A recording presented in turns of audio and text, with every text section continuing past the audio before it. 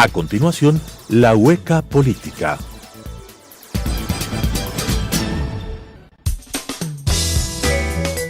Clasificación B, bajo supervisión de un adulto.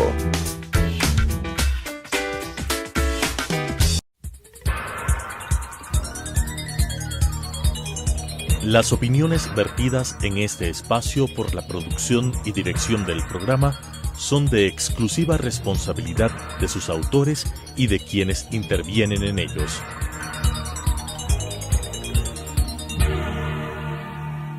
Telesucesos Canal 29 UHF presenta La Hueca Política, programa en el cual se trata con diferentes personajes de la política nacional, con la conducción de Eduardo del Pozo.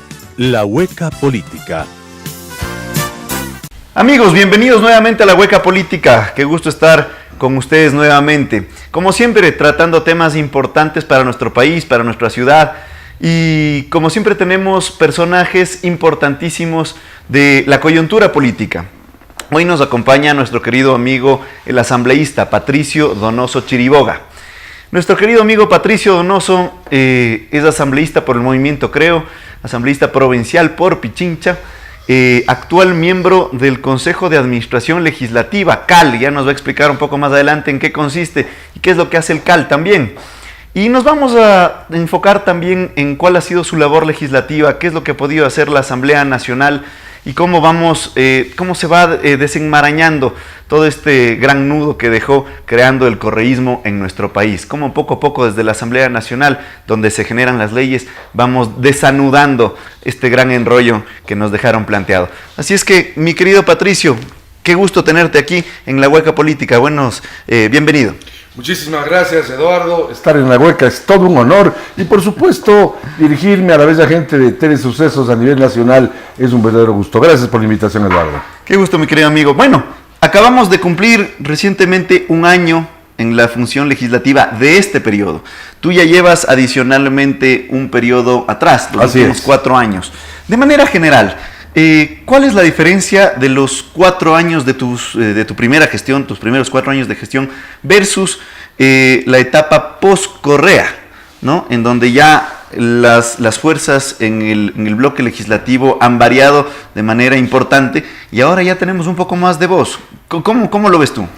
En efecto, los primeros 4 años fui legislador nacional, representando al movimiento Creo, del cual soy fundador. Y por supuesto fue una etapa compleja y difícil, y lo digo en números para que se me entienda más claramente. Éramos 9 en el bloque legislativo de Creo versus 100 del oficialismo. Y cada vez que hablábamos o decíamos nuestra verdad, teníamos 11 réplicas, porque 9 por 11 es 99 y sobra 1. Así era la correlación. Hoy, Dios mediante y gracias al apoyo popular, he sido reelecto legislador, esta vez por la provincia de Pichincha, y las cosas han cambiado porque tenemos bastante más equilibrio. Y eso posibilita, estimado Eduardo, a que se dé lo que se hace en todo parlamento, parlamentar, por eso así se llama. Y parlamentar significa tratar de convencerle al del frente de los buenos proyectos que uno presenta. Y por supuesto los del frente tratan de hacer lo mismo. Y ese ir y venir de opiniones se llama parlamentar. Por lo tanto, hoy estamos parlamentando mucho más. Hoy tenemos que ponernos de acuerdo, lo cual es muy sano en democracia. Extraordinario. Claro, para pasar proyectos de ley que han estado un poco represados. 2 ejemplos rápidos. Yo logré aprobar la ley a favor de los bomberos, el primer proyecto de la oposición aprobado en la legislatura. Hace pocos días aprobamos la ley de aviación civil, también una reforma importante. He presentado algunos proyectos de los cuales espero poder hablar, pero respondiendo en forma directa a tu pregunta, si hay diferencia entre los primeros 4 años que fui legislador y este nuevo periodo del cual ya hemos caminado un año. Excelente, Patito. Efectivamente, íbamos a hacer alusión a aquello. Tú eres el único asambleísta de oposición que aprobó una ley fuera del correísmo, ¿no? Así es. El primer proyecto de ley presentado por un asambleísta de oposición. Eso Así es merecedor de aplausos, ¿no? Muchísimas gracias, y ese aplauso lo recibo con toda humildad, pero con verdadero orgullo, porque tuve que bregar por 2 años y medio a que se aprobase aquel proyecto, que es bueno para todas las provincias del país. Todos tienen pues sus cuerpos de bomberos, trabajo altruista y noble, el cual se nutre de muy escasos recursos. Muchos incluso no tienen para comprar lo que llamábamos cuando niños una motobomba, es decir, un carro de bomberos.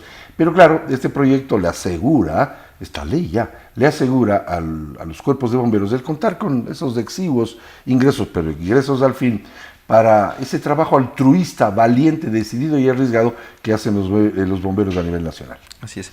Pato, a veces lo que pasa, lo que hacemos los políticos se dista mucho de lo que pasa en las calles. Es verdad. Los ciudadanos a veces no entienden tanta pelea que ven en las noticias, tanta discusión. Y quisiéramos de tu boca, un legislador tan importante, que le cuentes al ciudadano común y corriente que está escuchándonos, a la persona que está sentada en su casa viéndonos, ¿por qué es importante la Asamblea Nacional? ¿Por qué es importante las reformas de las leyes? ¿En qué fluye tener leyes correctas para que el Ecuador camine de manera adecuada? Toda sociedad organizada requiere tener parámetros, leyes, reglas del juego que tienen que ser acatadas por todos, porque si no, pues esto sería todo un caos. Frente a ello, se han creado los diferentes poderes del Estado. El primer poder del Estado es, sin duda alguna, el poder legislativo. Además, es el único poder del Estado que puede fiscalizar a los otros, es decir, revisar qué es lo que hacen las otras funciones del Estado. La única función del Estado que puede promulgar leyes es la función legislativa. Y el promulgar leyes es un acto democrático muy serio porque ahí se dictamina qué puede o qué no puede hacer el ciudadano. No nos olvidemos, y tú, Eduardo, eres abogado, que en derecho público solo se puede hacer lo que está escrito.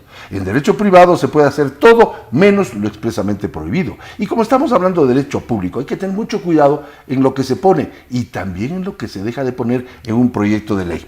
Las iniciativas de leyes significa el crear mejor ambiente para producir, para que se den y se generen oportunidades de trabajo y empleo, para que la gente viva mejor, para que pueda vivir en libertad, haciendo de la vida cotidiana algo placentero. De eso se trata la vida. Y claro, alguien tiene que poner las reglas suficientes como para que el respeto a la opinión ajena sea dada, para que el derecho a progresar no esté limitado por nadie. Esa es básicamente la acción de la legislatura y, por supuesto, el presidente de la República, es decir, el Poder Ejecutivo, se convierte en un colegislador, porque de él depende también el promulgar una ley u objetarla.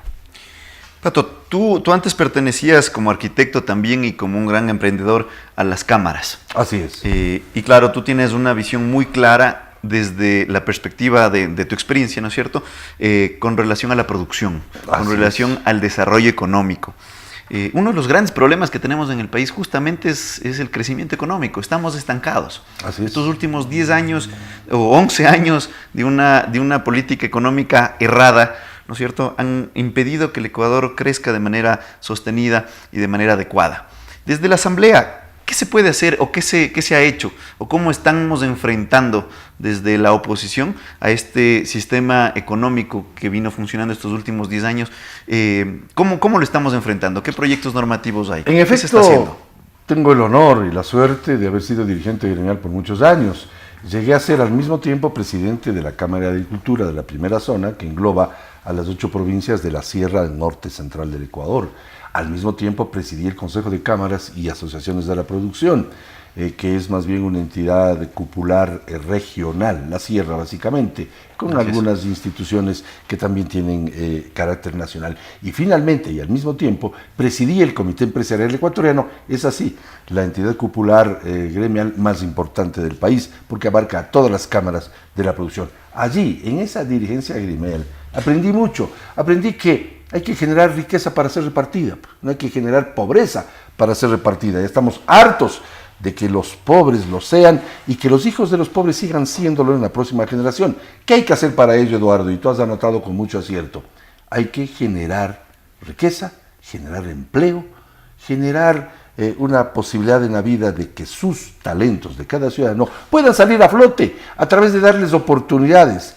El movimiento del cual yo soy fundador, llamado CREO, tiene su nombre completo, Creo Creando Oportunidades. Hay que crear oportunidades y estoy ligando la actividad gremial que la tuve por muchos años con la actividad política.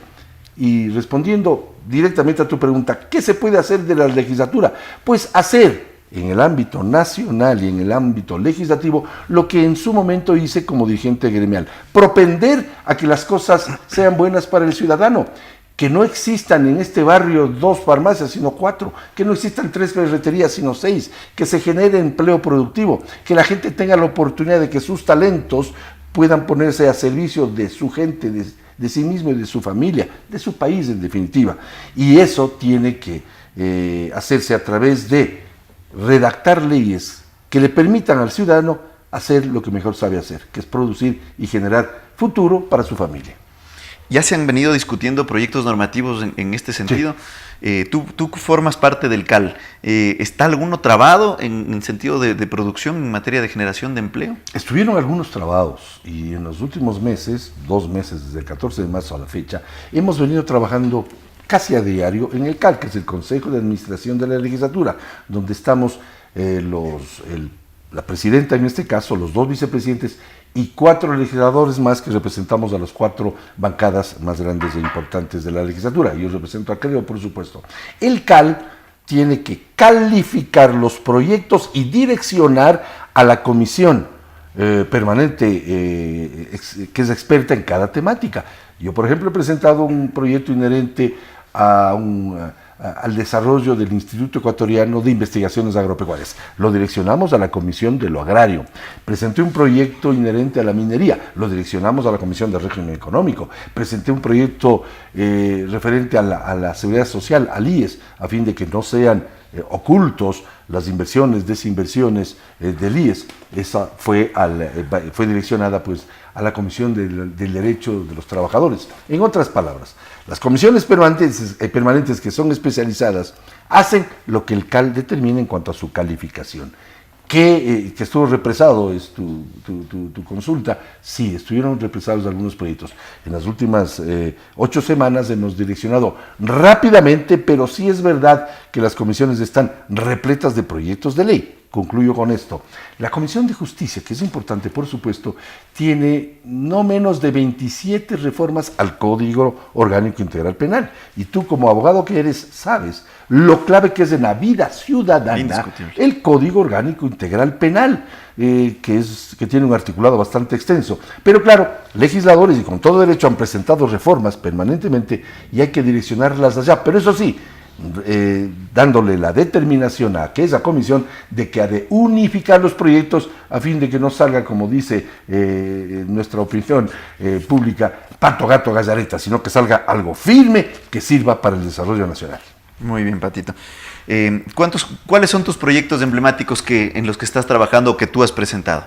Acabo de presentar un proyecto el día de ayer precisamente de la forma en que deben conformarse el Consejo Directivo del IES, del Instituto Ecuatoriano de Seguridad Social. ¿Por qué? Porque la conformación es bastante arbitraria por ahora y ha sido en los últimos años. Y todos sabemos los problemas serios por los que está atravesando el IES.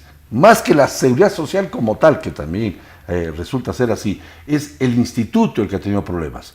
La plata se la han llevado los diferentes regímenes, sin beneficio de inventario, se toman ese dinero que es de los afiliados, que es de los que hemos aportado toda la vida, de los jubilados también, y se los llevan los diferentes regímenes, los diferentes gobiernos, sin que alguien le ponga freno. Hay que darle un mayor poder a ese Consejo Directivo del IES para que el rato de la verdad le diga al gobierno, no señor gobierno, basta de llevarse la plata que no es suya, aun cuando pague intereses, aun cuando emita bonos, que es el sistema por el cual se ha hecho. En fin, este proyecto de ley lo presenté el día de ayer o anteayer. He presentado proyectos con relación a la minería, que es clave. ¿Por qué? Porque necesitamos una minería limpia, que no dañe el medio ambiente, que cuide la naturaleza. Y hay una ley que tiene en sus últimos 2 artículos, el 20 y el 21, una perversidad. Y tú como abogado me vas a entender con absoluta facilidad. Esos 2 artículos mencionan, por ahora, que están vigentes, que las empresas internacionales, extranjeras, estatales, no tienen que pasar por procesos licitatorios. Imagínate el caldo de cultivo para la corrupción. Increíble. Que está ahí. Yo he presentado el proyecto hace rato largo ya, todavía no se lo ha tratado, con el fin de que se evite semejante barbaridad, injusticia y perversidad, que atrae, pues, en arca abierta hasta el justo peca, dice el viejo adagio. Y que afecta la competitividad interna en el país. Exacto, afecta a la competitividad de tal manera que cualquier ministro a dedo puede seleccionar cualquier, y digo entre comillas y con todo respeto, pero para que se me entienda, cualquier PDVSA viene acá y firma contratos multimillonarios sin pasar por procesos licitatorios. Y así he presentado proyectos referentes al primer empleo juvenil, proyectos referentes al desarrollo agropecuario, a la pesca, en fin, lo que en términos prácticos significa generar mayores oportunidades, sobre todo a la juventud ecuatoriana, para tener un empleo digno y estable. Muy bien. Vemos que el trabajo es arduo, se ha presentado bastantes proyectos normativos en un cuerpo colegiado. Es complicado, ¿no? Hay que articular muchísimas cosas. Así es. Pero hay algunos avances que se han dado en materia de fiscalización que son muy importantes. ¿Cuáles han sido esos logros? El año pasado, 18 de julio, y tengo buena memoria para las fechas, presentamos la petición de juicio político al ex vicepresidente Glass. Fue negado, 5 votos contra 2. 4 semanas más tarde, el 15 de agosto, presenté yo una petición para reversar la negativa del juicio político al señor Glass. Finalmente no se pudo hacer nada más, salvo que en diciembre el señor Glass ya tenía 2 meses de preso, estando pues privado de la libertad, y se aceptó y se aprobó en el CAL el juicio político, pero a destiempo. Hoy no queremos que vuelva a suceder lo mismo con el señor Yalc, el presidente del Consejo de la Judicatura, que tiene serios indicios de responsabilidad. No puedo yo adelantarme y decir que es culpable, porque para eso está el juicio político. Tú como abogado sabes que los juicios políticos se sustancian allí en el plenario legislativo, pero es el CAL el que tiene que calificar. Paso, ¿no? Exacto, es el primer gran filtro que ya lo logramos hace una semana y media más o menos, de forma tal que el juicio a Yalc y a todo el Consejo de la Judicatura, individualizado, eso sí, persona por persona, ya está en la Comisión de Fiscalización. Pero es un logro el hecho de que, teniendo en cuenta que durante los últimos 10 años, la década ganada, no hubo fiscalización. Cero fiscalización. Cero fiscalización. Entonces ahora se está despertando esta, que es una de las 11 tareas que tenemos, o responsabilidades que tenemos los legisladores, que es fiscalizar. Pero ojo, no se me asusten.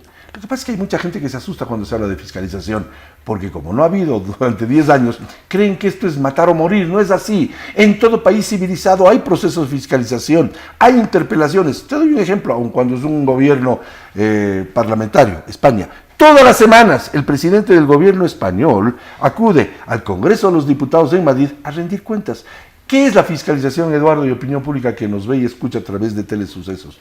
No es más que el momento idóneo y expedito para que un funcionario demuestre sus buenos quehaceres, de haberlos, y que rinda cuentas siempre a la ciudadanía. El artículo 223 de la Constitución señala taxativamente que no habrá funcionario alguno exento de rendir cuentas. Eso es lo que estamos haciendo, que vayan y rinda cuentas, que le digan a sus mandantes qué es lo que están haciendo y sobre todo que se llegue a transparentar la función pública. El presidente Lenín Moreno, hace ya casi un año, textualmente dijo en la posesión de mando que haría o que propendería a una cirugía mayor a la corrupción.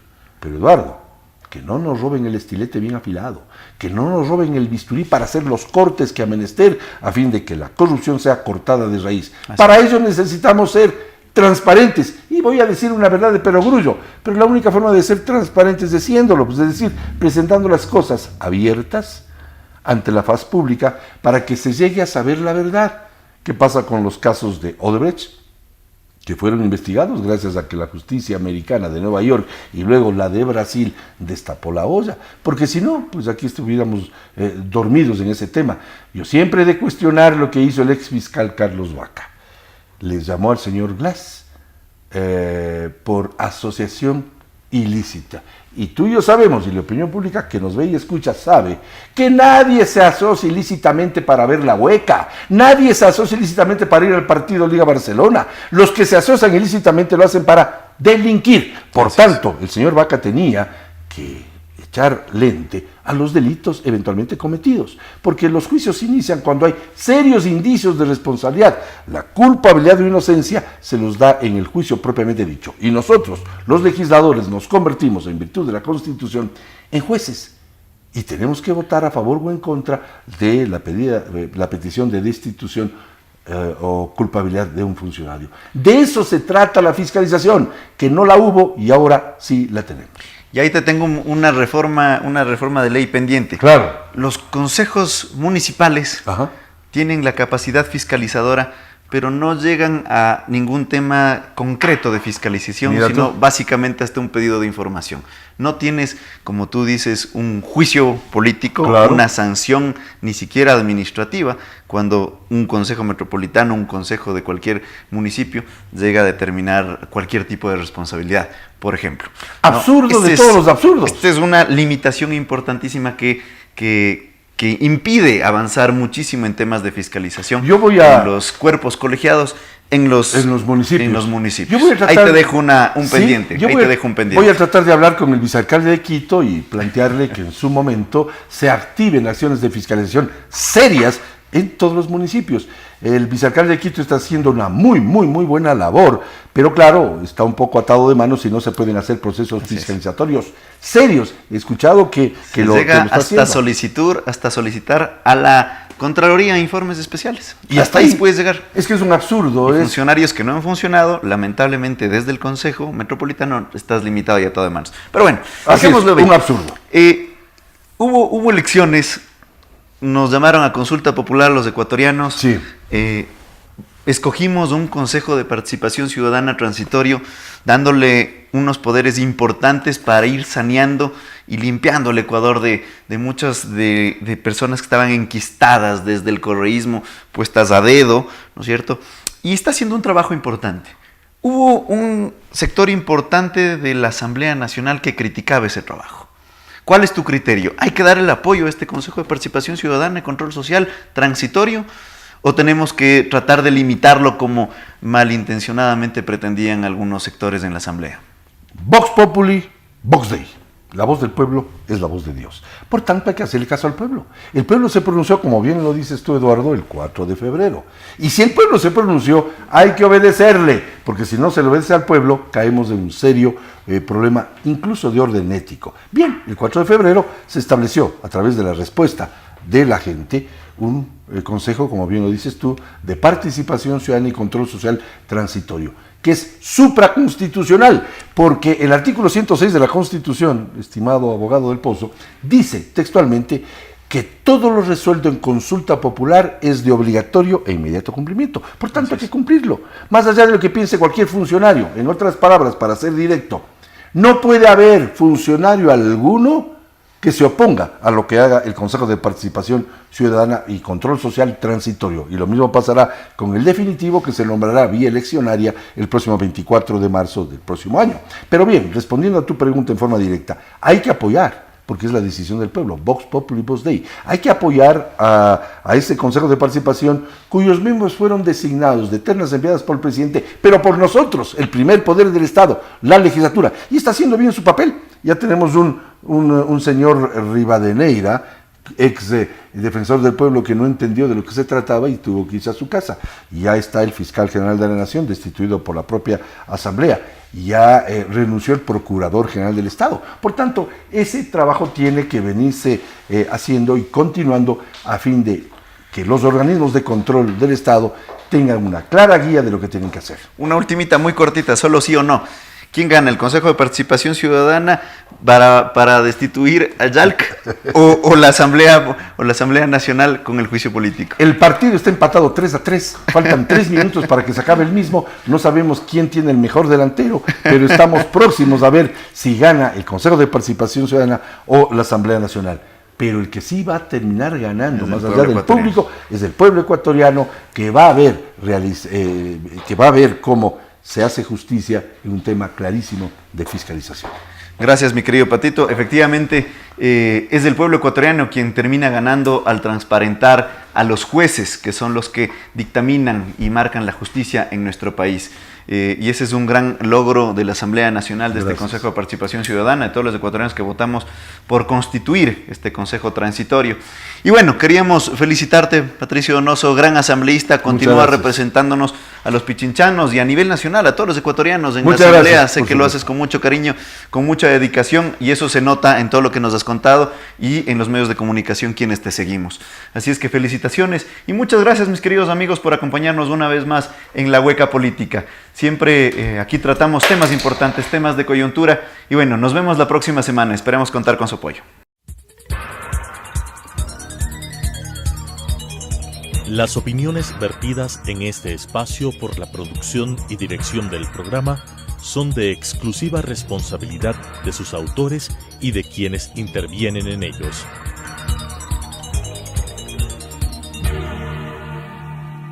Telesucesos Canal 29 UHF presentó La Hueca Política, programa en el cual se trata con diferentes personajes de la política nacional, con la conducción de Eduardo del Pozo.